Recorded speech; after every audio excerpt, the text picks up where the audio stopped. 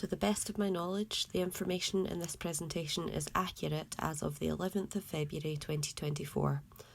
This situation continues to evolve and all information should be verified by checking official sources. Official guidance can be found online on the Scottish Government website www.gov.scot. Welcome to our information session on preparing for the changes of legislation, also known as the upcoming XL Bully ban. This session was hosted by me, Claire Hardy of Follow My Lead Falkirk, in collaboration with Stirling Dog Behavioural Centre. The information in this presentation is a combination of information directly from the Scottish Government, so that gives us our confirmed dates and facts about the ban, plus some assumptions that we're making that our government may follow based on what the UK government are already doing. On top of that, I've got some of my professional recommendations on things like animal welfare and training and preparing your dogs for the upcoming ban. So the facts that we've got at the moment is that the government is going to take a two-phased approach to the XL Bully ban. Phase 1 comes into force on the 23rd of February, and that involves the public deciding for themselves whether their dogs are XL bullies or not. And then any dogs that are deemed to be XL bullies must be leashed and muzzled at all times in public. This includes being muzzled in your car, and the reason for that is that if you were involved in an accident and the emergency services had to attend, they would need your dog to be muzzled. An assumption that we're also making based on the guidance in England is that in public, whoever's handling the dog must be over 16, so children will not be allowed to walk XL Bully dogs. Handlers must be over 16, but that's not confirmed in writing at the moment. Another bit of the ban that is confirmed is that as of the 23rd of February, it'll be illegal to sell, gift or exchange XL Bully dogs, and it'll also be illegal to abandon or rehome them, so that includes rehoming through rescue organisations, and letting them loose or allowing them to stray will also be illegal. And we've got confirmation that the penalty for breaching these rules would be a fine of up to £5,000 or up to 6 months in prison. Phase 2 is supposed to come into effect from the 31st of July, and at that point we have confirmed that you'll need an exemption certificate for an XL Bully, and that will involve having a single registered owner for that dog. Some assumptions again that we're making based on what the UK government have already done is that phase 2 will also involve your dog being neutered and that you will need third-party liability insurance. It's worth noting that currently, to get an exemption for a dog that's on the Dangerous Dogs Act list, you also need an ear tattoo in Scotland, and that process was brought in to make it quick and easy to identify dogs that were on an exemption register, because you would just look at the dog and see the ear tattoo. We have no confirmation one way or the other, but it's very likely that that bit of the legislation will be removed before July, because currently there's no one in Scotland that's legally qualified to do ear tattooing on dogs. And the sheer number of XL bullies that are all going to be added to the list at the same time means that individually tattooing them all is going to be an absolutely monumental undertaking. So we don't have any confirmation for sure, but it seems very, very likely that ear tattooing is going to be completely removed from the list.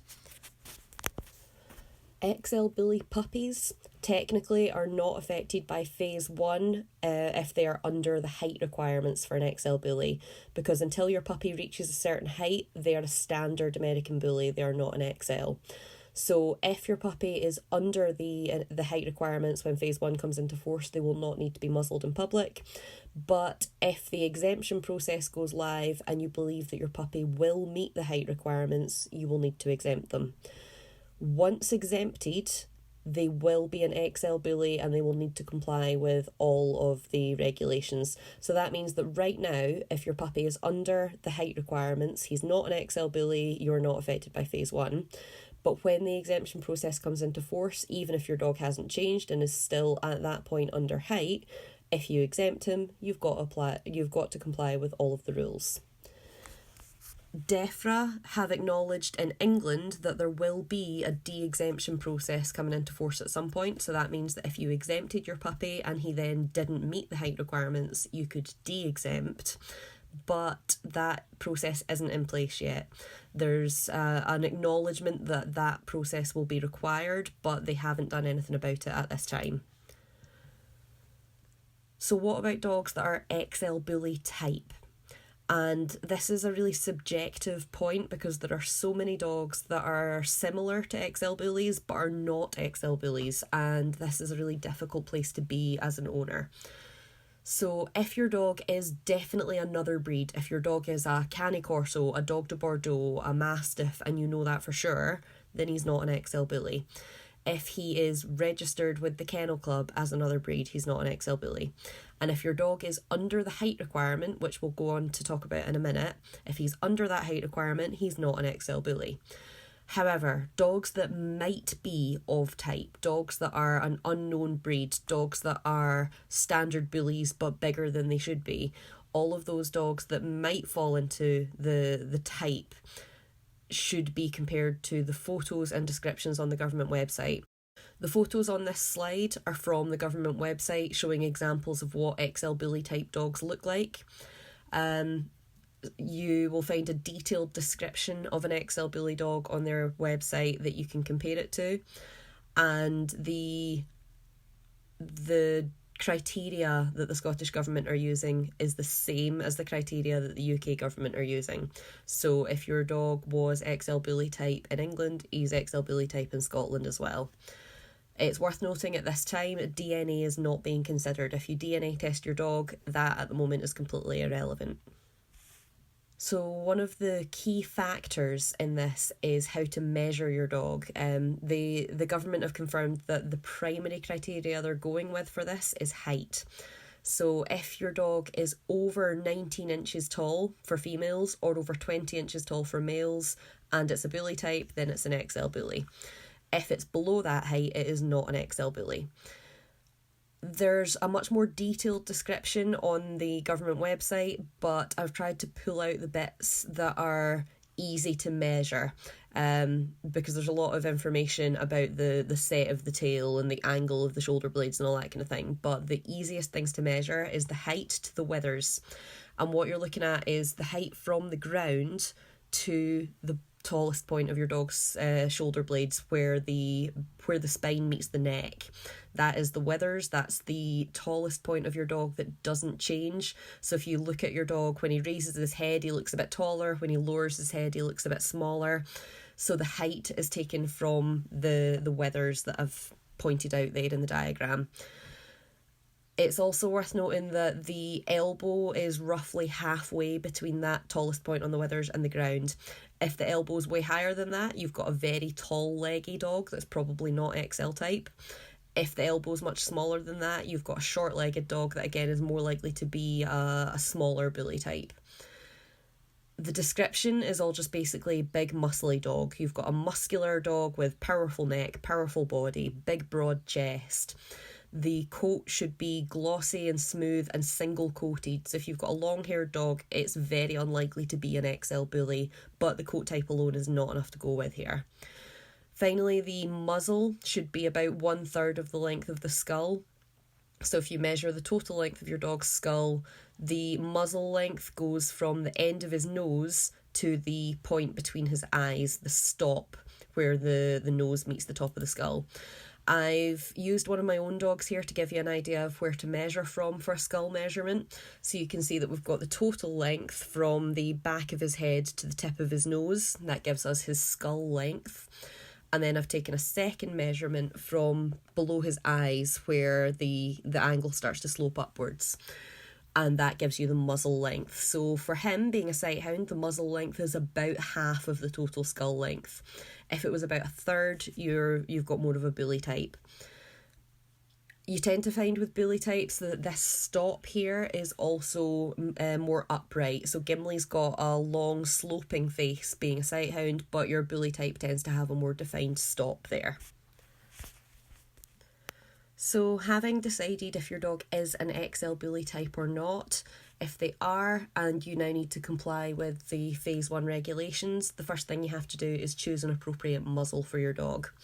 The legal requirements for this is that the muzzle must be sufficient to prevent a bite, it must be fitted securely so that your dog can't pull it off, and it must be worn at all times in public, which includes things like shops and cafes, and as we've already mentioned, that includes travelling in the car as well. So the examples on this slide, I've seen people ask if these types of muzzles are appropriate, but these are not considered suitable. So that one on the top, it specifically says anti-biting, and that's honestly complete nonsense. This type here, this head collar style, it will only prevent a bite if it's fitted so tightly that your dog can't open his mouth. And if he can't open his mouth, then he's going to be horribly uncomfortable. He's not going to be able to pant or cool down or breathe comfortably. And if he vomits, he's going to choke. So to have this style fitted tightly enough to prevent a bite, you're going to be doing a lot of harm to your dog. And if it's fitted loosely enough to be comfortable, it's not a muzzle. It's not going to prevent a bite. This lower one here, in general, this is a pretty decent style, but because this is made of biothane, it won't prevent a bite either. Your dog can open his mouth comfortably, but he can also push through that biothane to still deliver a bite. So I would be avoiding styles made of biothane or leather if at all possible.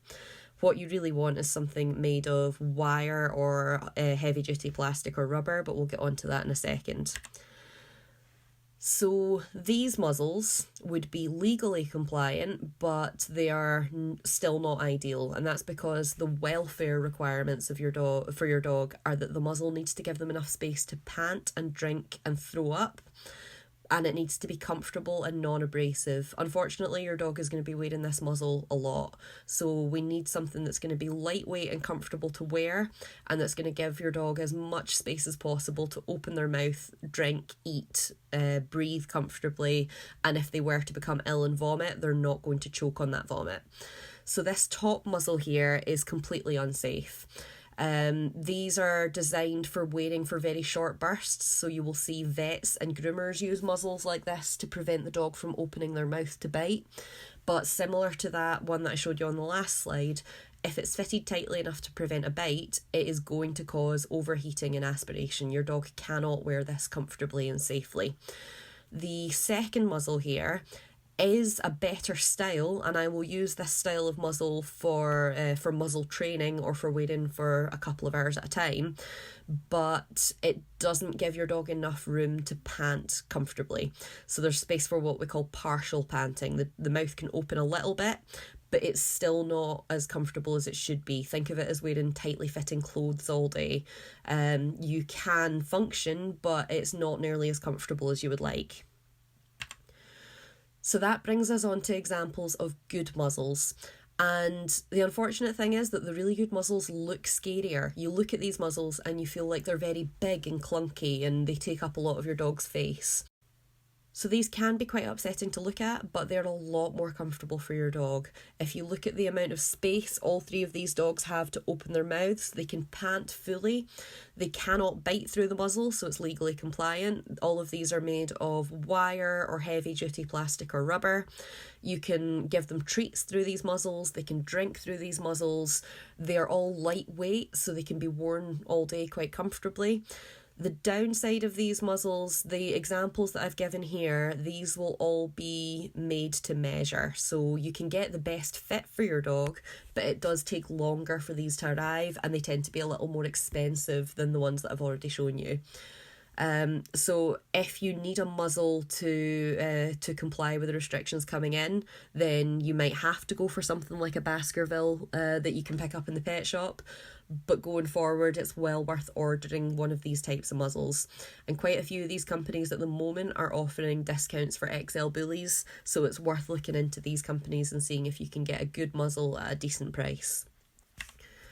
Muzzle training is the process of teaching our dogs to wear a muzzle comfortably and calmly without being upset and without seeing it as a bad thing. Your dog does not need to see wearing a muzzle as a punishment. Wearing a muzzle can just become the new normal, the same as wearing a collar or wearing a harness. So the most important thing with muzzle training is to give yourself as much time as you can to get them used to these muzzles.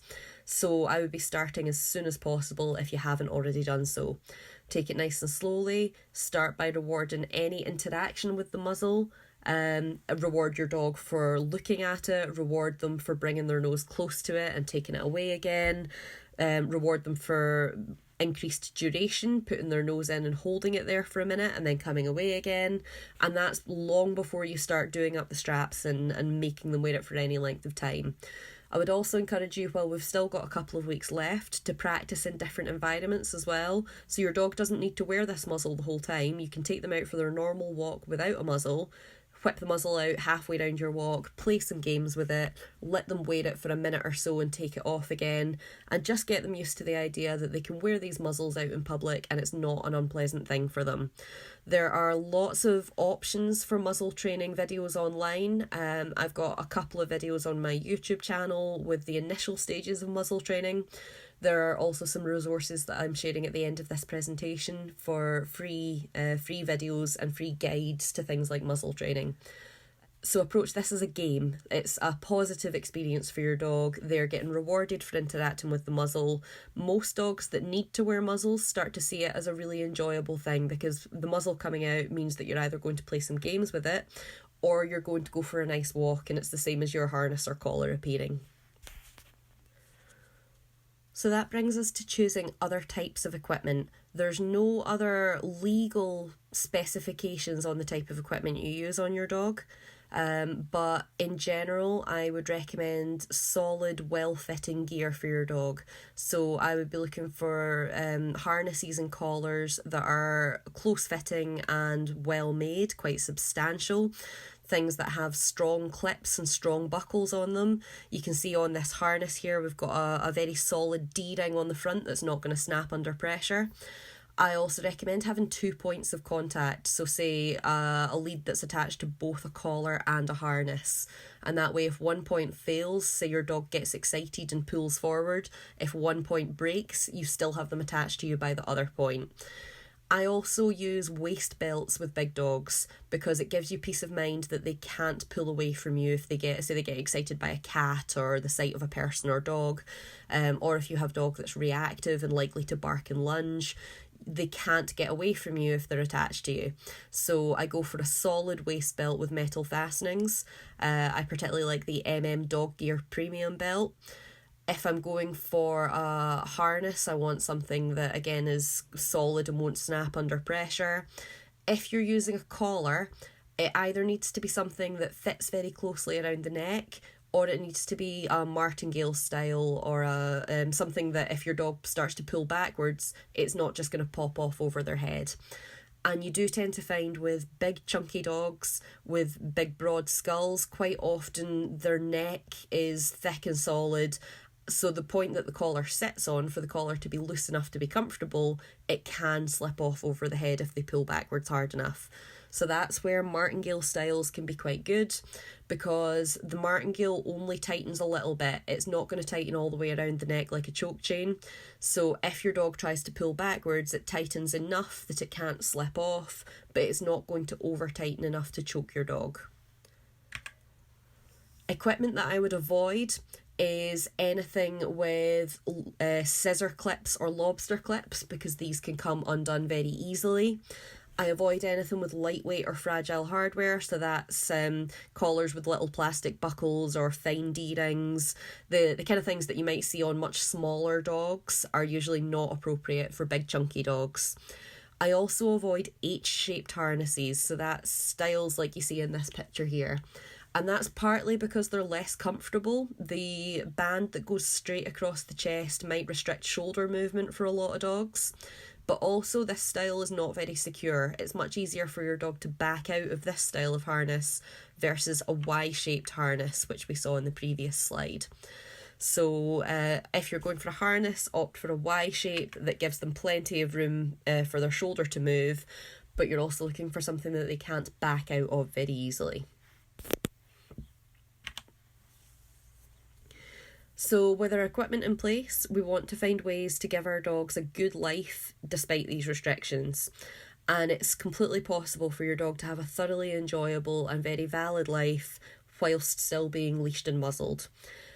At the moment, there is no restriction on leash length, so it's completely legal to have your dog on a long line so long as he's still under control.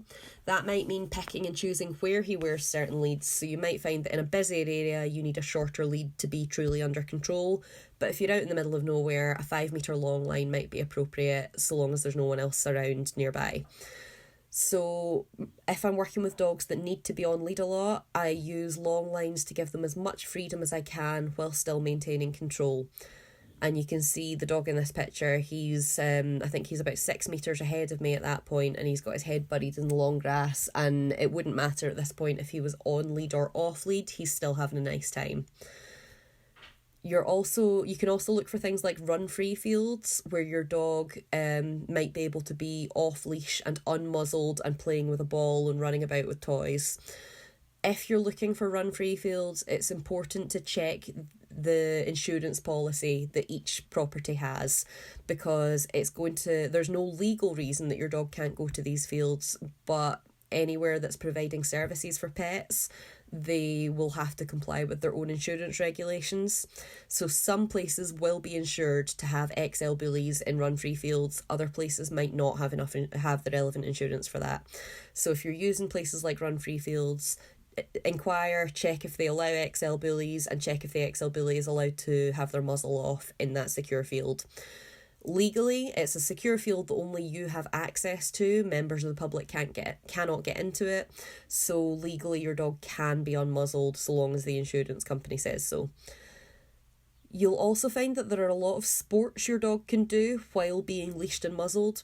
So several of the sports that come to mind are things like canicross. If your dog is wearing a good, well-fitted muzzle that allows full pant room, then they can still run a sport like canicross while wearing a muzzle.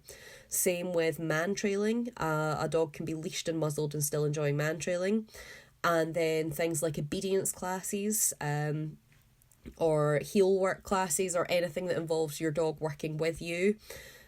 You need to check people's individual insurance, because some trainers will have insurance for you to bring XL bullies to these types of classes. Other places might not, and it's not necessarily to do with their policy, it's usually to do with their insurance company's policy. You can also look for other ways to bring enjoyment to your dog's life. So that includes things like playing games at home. You can still kick a ball around in the garden if you've got your own garden. You can still give them lots of nice things to do around the house to enjoy themselves. Or you can also look for enrichment activities, and that includes enrichment at home, so that's things like chewing on a bone or playing with a toy in the garden, but enrichment on your walks as well, so going to different environments whenever you can, letting your dogs sniff lots of different things, letting them see and hear lots of different things around them.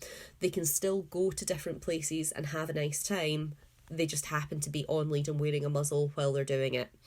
You also want to look at the way that you're handling your dog when you're out, because initially some of these dogs will not be used to being on lead, and they will not be used to wearing muzzles all the time.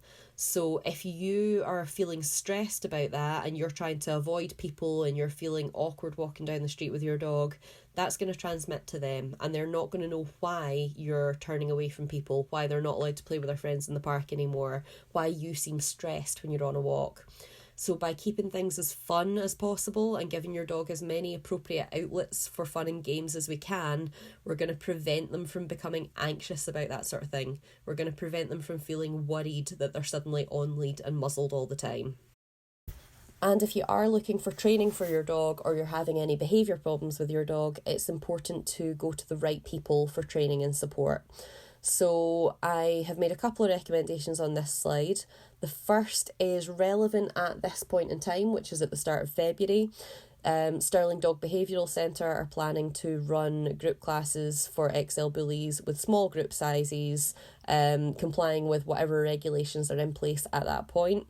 And it's worth contacting SDBC directly if you're interested in that. Going forward, if you're looking for one-to-one or group training, be careful that you're always checking the credentials of the people that you go to, and you're checking their qualifications. Also check that they have the relevant insurance to actually work with you and your dog. So again, same as with the run-free fields, some of us will be insured to work with XL bullies and some of us will not, and we need to be insured.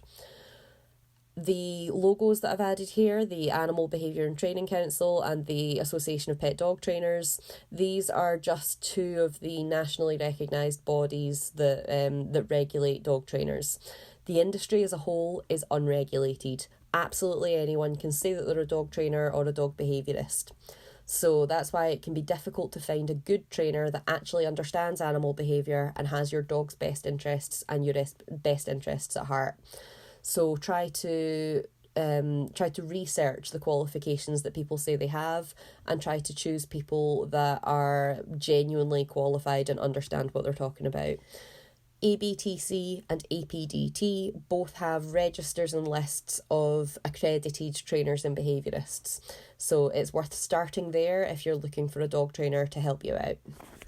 And when it comes to other pet professionals, so that includes dog walkers, groomers, daycares, home boarders, kennels, any service that your dog might need, they will all need specific insurance to work with XL Bullies once the ban comes into effect.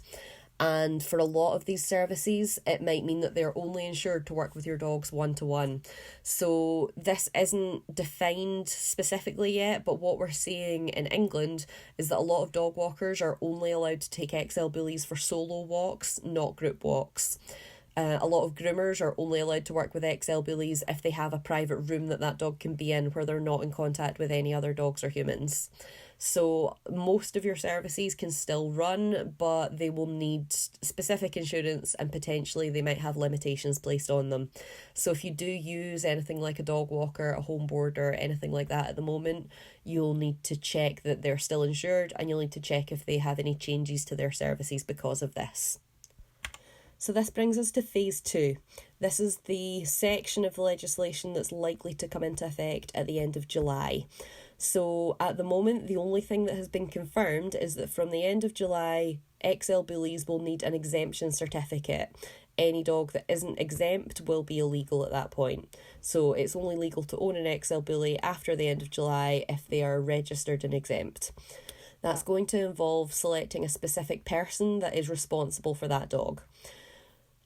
Everything around this issue at the moment we're basing on what's happening in England, because those 2 bullet points there is all that's been officially confirmed in Scotland. We haven't been told how to apply for exemption, we haven't been told what else will be involved, but it's very likely that it will be a very similar process to what's happened south of the border. The reason that it's undefined at the moment is that in England and in Wales, it's handled by DEFRA, and DEFRA does not operate in Scotland. So the Scottish Government are going to have to work out how they want to set up the exemption process. It will almost certainly involve an online application, and it will almost certainly involve paying for exemption. So the exemption fee itself in England was £92.40. On top of that, you'll have to have third-party insurance and neuter your dog if we're going with the same rules that they are down there. And then to get your exemption certificate, you would have to provide proof that you've got the insurance and that your dog has been neutered.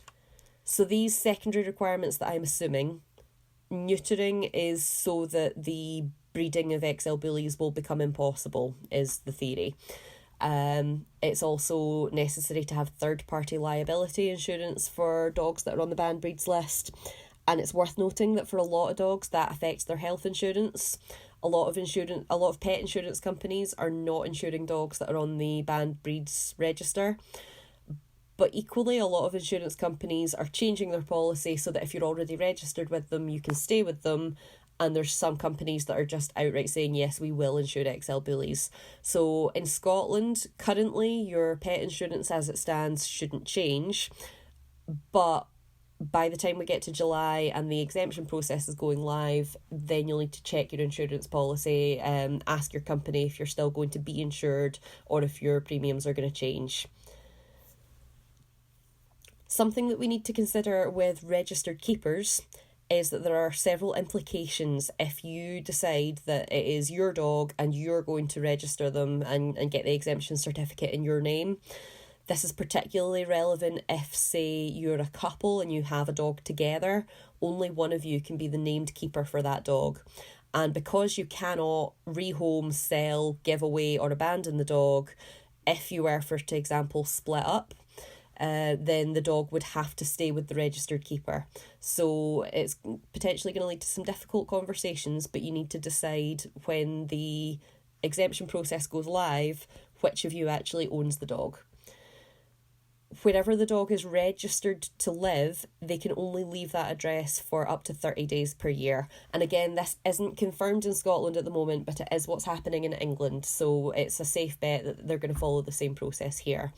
So that means that dogs can only go on holiday with you for up to 30 days per year, or they could only go to other people's houses overnight. Say you needed to travel for business and a family member was going to look after your dog. They can only do any of those things for a maximum of 30 days per year. The neutering aspect, a grace period was implemented in England, and that meant if your dog was over a year old when the ban came into force, you were given 5 months to book for neutering. And that means that you've got time to schedule an appointment with your vet and plan for neutering and organise it that way.